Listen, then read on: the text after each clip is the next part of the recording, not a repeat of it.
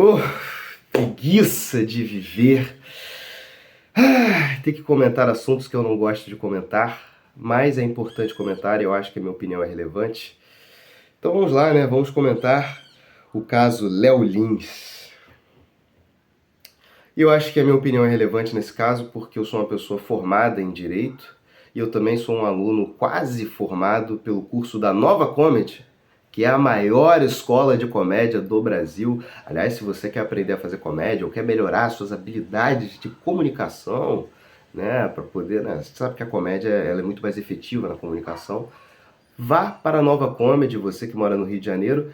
A gente fica lá no centro do Rio, na Avenida Rio Branco, número 185, sala 229, ali no centro da cidade, no Largo da Carioca. Se você não mora no Rio, não se preocupe. A Nova Comedy tem aulas online com os professores e são aulas ao vivo e a gente atende a todo o Brasil. Então é só entrar em contato com a Nova Comedy. Eu vou ver se eu deixo o númerozinho aqui na descrição do vídeo. Enfim, feito o jabá, né? Porque é sempre importante dar aquela fortalecida na firma. Vamos entrar um pouco no caso.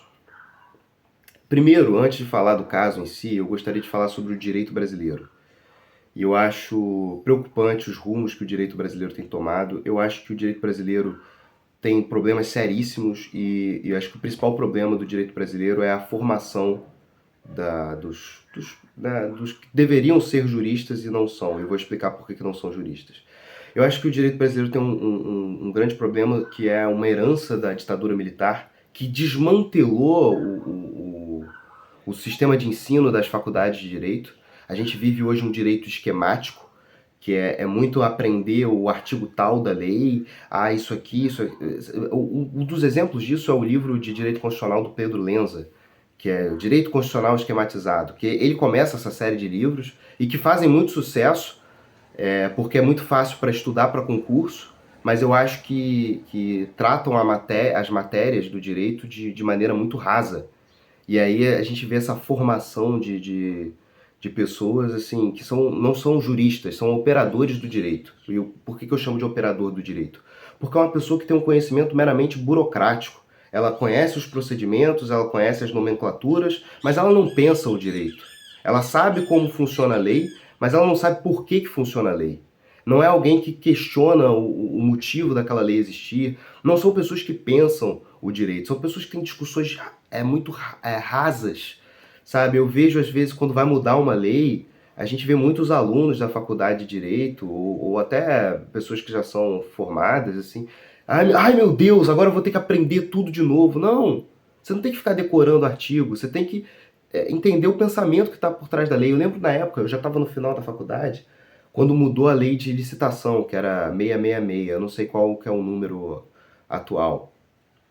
E aí as pessoas, não, meu Deus, vou ter que jogar tudo fora que eu aprendi. E aí tinham vários dispositivos que eram iguais, assim. Na verdade, era só uma tentativa de resolver problemas que tinham naquela lei antiga. E se você tivesse você entendesse a lógica da lei anterior, você ia entender a lei atual, sabe? Era basicamente questão de estudar a lei. O problema é que as pessoas na faculdade de Direito, elas não estudam, elas decoram. É uma grande decoreba, sabe? Eu acho isso, eu acho que muito preocupante o rumo que o direito brasileiro tá tomando. As próprias provas de concurso, elas não testam conhecimento técnico, elas testam conhecimento burocrático. Você vê as questões, procurador federal decretou tal, tal, tal, tal, tal, tal, tal. Julgue a afirmativa, correto ou errado. Aí a afirmativa está errada porque não é procurador federal, é procurador-geral da República, sabe? É uma questão de nomenclatura. Isso não testa conhecimento. Por que as bancas fazem isso?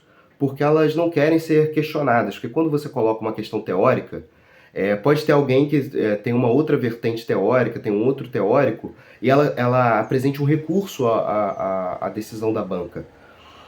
Só que apresentar recurso, contestar, faz parte do direito, e é bom que se conteste, é bom que se tenha debate, sabe? Eu acho isso extremamente saudável, mas a gente está caminhando por uma coisa cada vez mais bitolada, cada vez mais, tem que saber uma coisa burocrática, e que na prática acaba não funcionando, porque tem até um ditado, nem sei se tem alguém que é autor dessa frase, mas que fala que cada juiz tem o seu próprio código de processo civil, ou código de processo penal, porque A gente sabe que o direito também brasileiro é uma questão muito séria que a gente tem, que é até as pessoas brincam, né, com o juridiquês dos advogados, promotores, do pessoal do direito falar estranho, falar esquisito. E as leis também terem, né, não serem fáceis de ler. Isso é proposital. Isso é proposital, é para o povo, para a população leiga, não ter a capacidade de entender a lei e quem tem o entendimento, quem tem a formação jurídica, poder usar a lei do jeito que quiser. A gente tem várias incoerências no nosso direito. Então, até para quem fala, né, no caso de Léo Lins, né, não, mas isso está baseado na lei.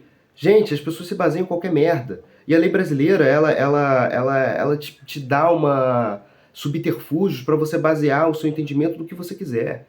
Ela é extremamente incoerente, a legislação brasileira. A gente tem um Código Civil que no artigo 2º diz que a personalidade jurídica só é adquirida após o nascimento com vida. E aí a gente tem no Código Penal crimes contra a pessoa, aborto. Ué, mas se só é pessoa depois que nasce com vida, como é que aborto pode ser crime contra a pessoa? E são leis que são do mesmo nível, né? Que segundo a LINDB, quando você tem leis que são do mesmo nível e você tem uma nova lei que é contrária à lei anterior, ela em tese ela revoga essa lei anterior, mesmo que não tenha um artigo dizendo revogamos a lei tal, tal, tal, né? A revogação tácita que se fala. E o Código Civil é mais recente que o Código Penal. Mas mesmo assim, o aborto continua proibido no Brasil. O Brasil, inclusive, é signatário de 3 tratados internacionais, inclusive a minha tese minha monografia, né, é baseada nisso, nos direitos reprodutivos e que defende, enfim, a liberação do aborto no Brasil. O Brasil é signatário de 3 tratados que são regidos por cortes internacionais e no entendimento dessas cortes,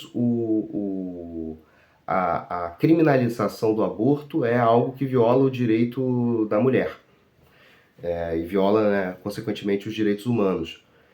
E sendo signatário desses tratados, o Brasil se submete também aos entendimentos dessas cortes, né, que regem esses tratados. É como se o tratado ele tivesse tipo um STF dele.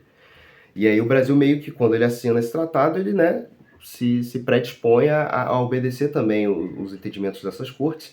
E esses são tratados que versam sobre direitos humanos, que, segundo a Constituição, são cláusula pétrea. Então, em tese,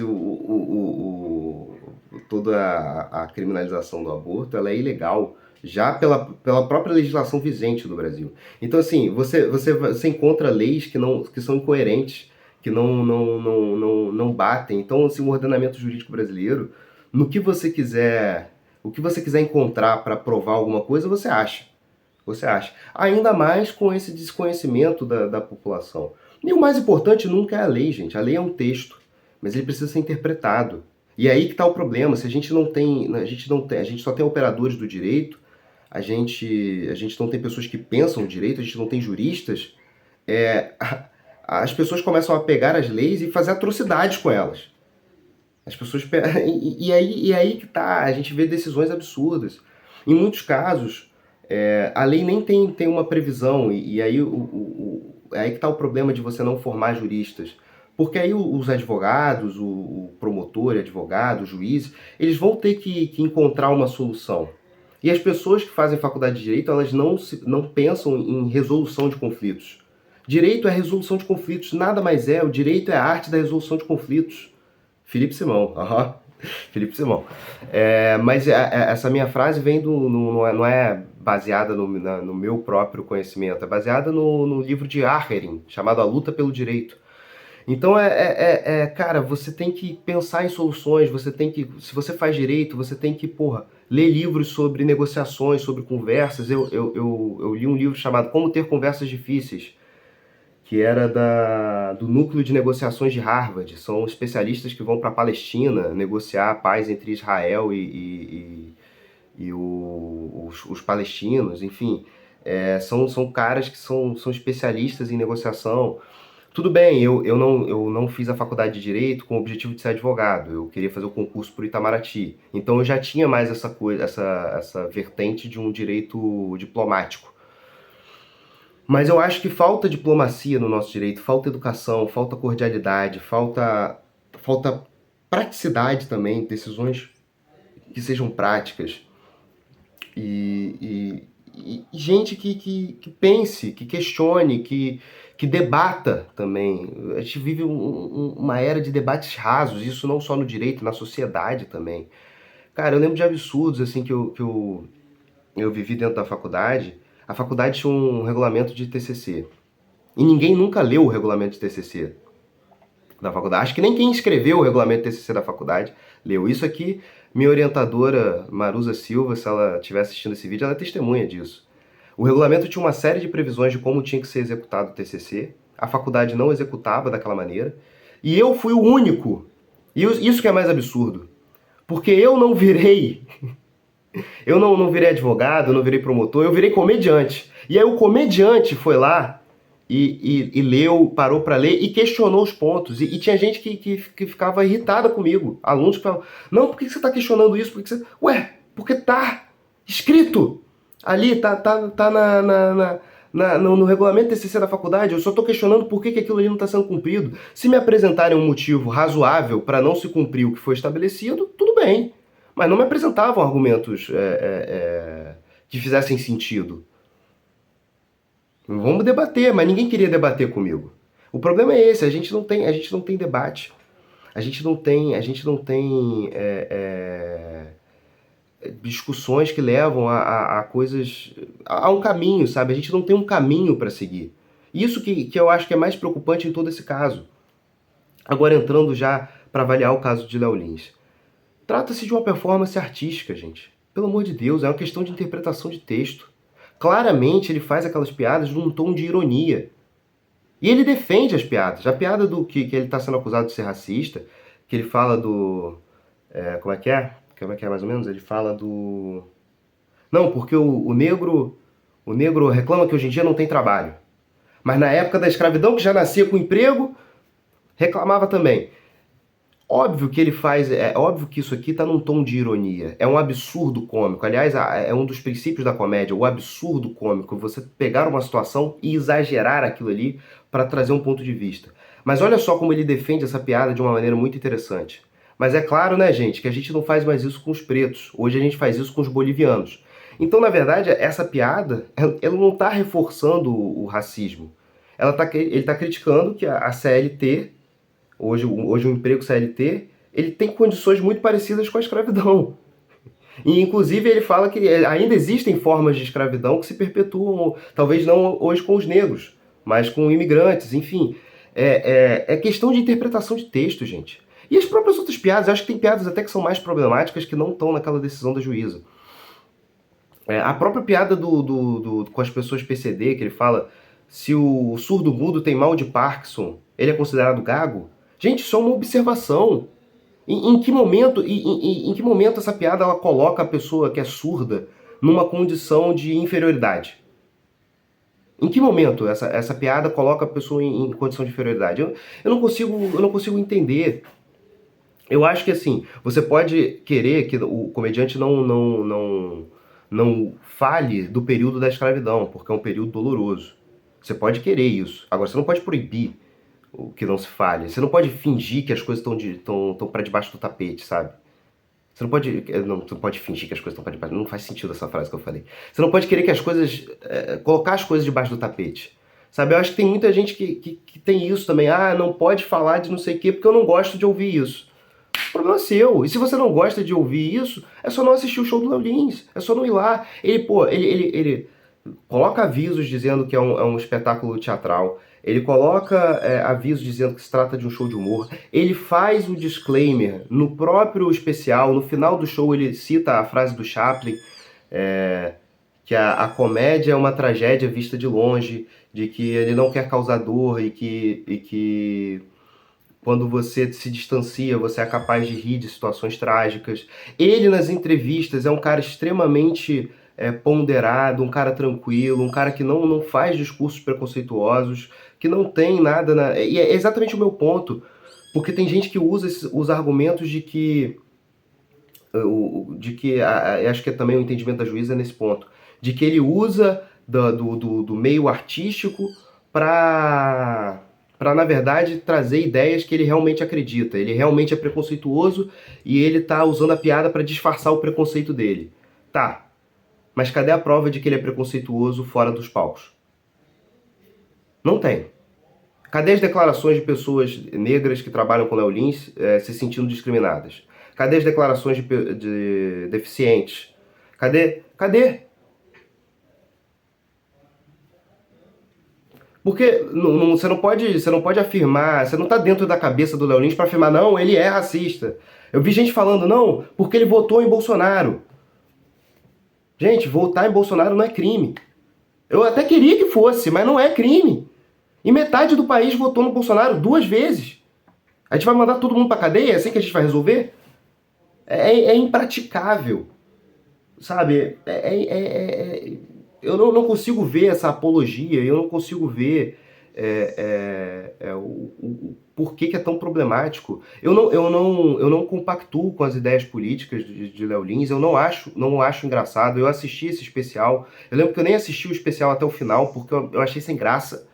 Mas eu gosto de humor negro, eu gosto de outros humoristas que são até mais habilidosos que Léo Lins. Eu gosto do Rick Gervais, eu gosto do Louis C.K., eu gosto do David Chappelle. E eu acho que é uma forma de humor válida. Ele tem todo o direito de fazer, por mais que eu não goste, por mais que eu acho que ele não deva fazer algumas daquelas piadas, ou que eu acho que ele deva fazer de um outro jeito, que ele deva construir de um outro jeito. E quando a gente fala de humor negro, a gente está sempre trabalhando num liame muito complicado, porque você, o texto de stand-up a gente vai ajustando ele ao longo do tempo. Então, uma hora você acaba perdendo a mão, você acaba perdendo a medida. E toda vez que você perder a mão, você vai correr o risco de ser preso. Eu não acho que é uma discussão que tem que se dar no âmbito penal. Essa discussão pode se dar no âmbito civil. Você quiser processar, quiser pedir danos morais, quiser pedir para retirar o vídeo do YouTube, tudo bem. Agora, querer condenar uma pessoa à cadeia, num país que tem tem uma das maiores populações carcerárias do mundo, você vai ficar mandando gente pra cadeia por causa de piada? E outra coisa que eu questiono, qual é a capacidade que o judiciário brasileiro que condena aos montes pretos e favelados todos os dias, qual é a capacidade que esse judiciário tem de declarar alguém racista? Esse judiciário formado majoritariamente por pessoas brancas, majoritariamente por pessoas de classe social mais elevada. Qual é a capacidade? Esse judiciário que é omisso em relação a declarações de pessoas que ocupam cargos públicos, declarações absurdas. Essas sim, pessoas que têm que ser cobradas pelo que falam, porque ocupam cargos públicos. O comediante não tem que ser exemplo de nada. O artista não tem que ser exemplo a ser seguido. E me preocupa quando na decisão da juíza ela coloca lá, mesmo que fosse um personagem. Ué, agora a gente vai perseguir personagem também? E tem um agravante muito grande. Ela se baseia numa lei de 2023 para punir um crime que teria acontecido em 2016. E quem conhece o direito brasileiro sabe que no direito penal brasileiro, a lei penal ela só retroage se for em benefício do réu.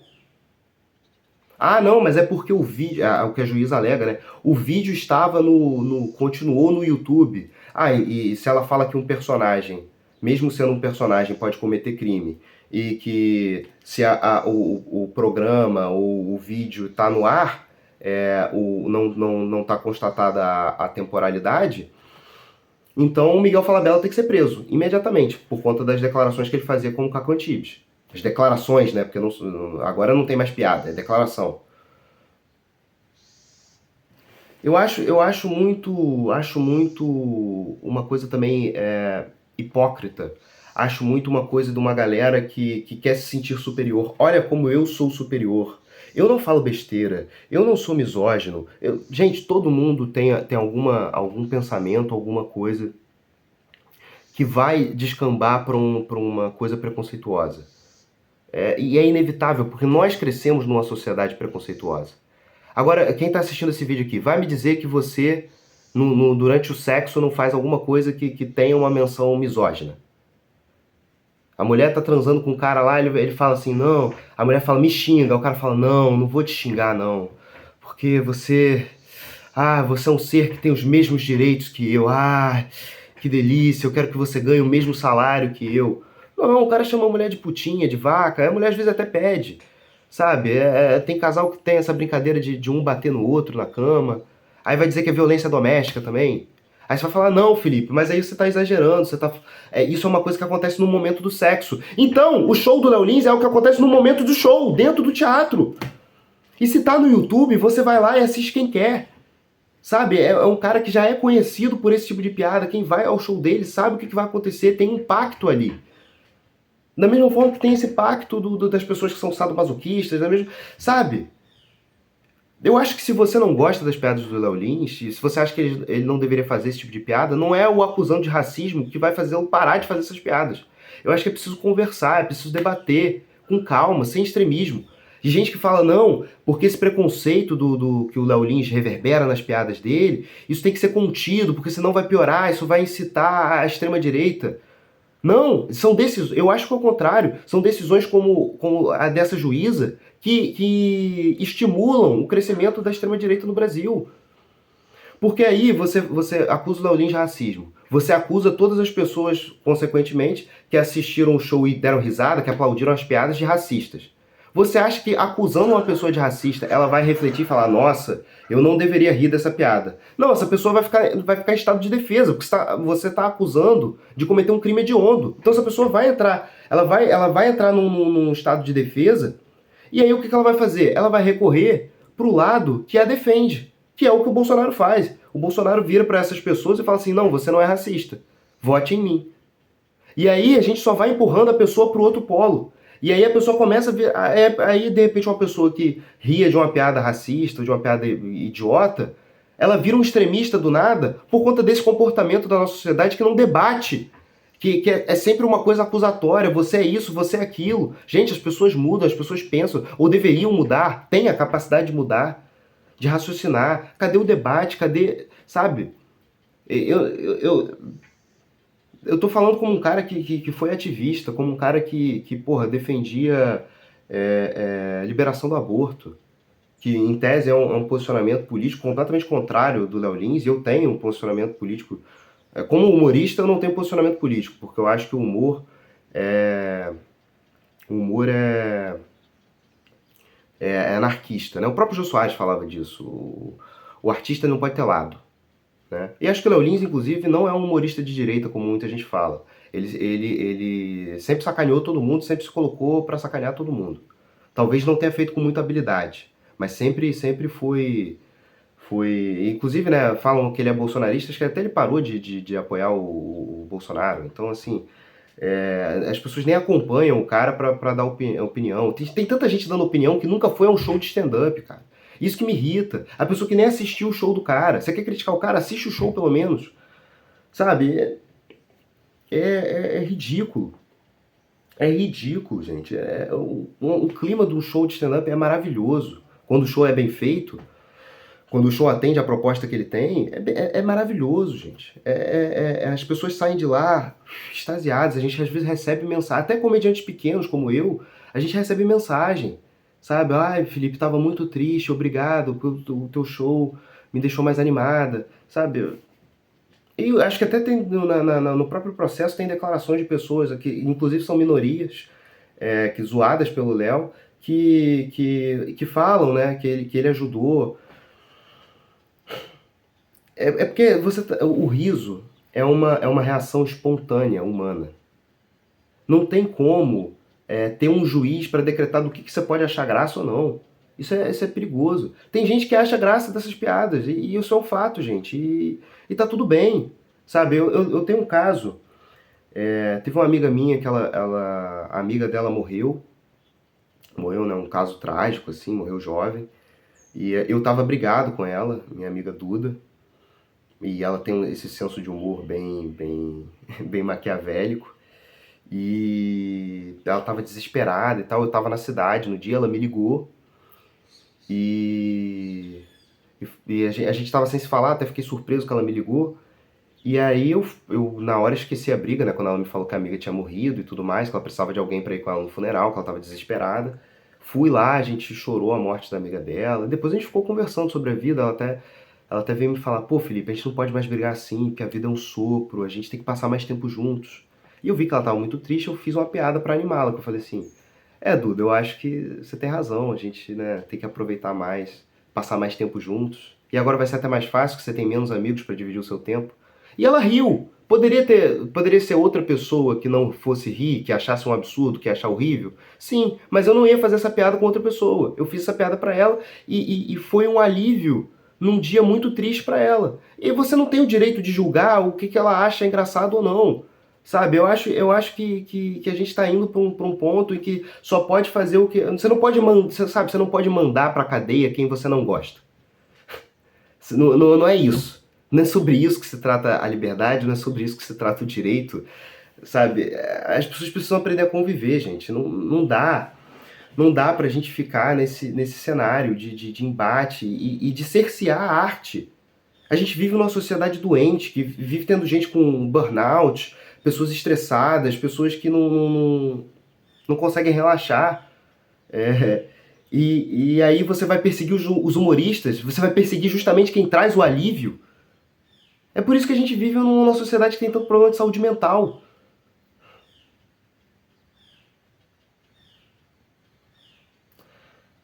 Às vezes a piada não é ofensiva. É só você que é uma pessoa chata pra caralho. É isso. Já falei demais e tem muitas coisas que eu poderia ter falado e talvez até grave um novo vídeo pra falar, mas esse é o meu recado final. Às vezes, uma piada não é ofensiva. Você, que é uma pessoa chata pra caralho. Até a próxima, pessoal.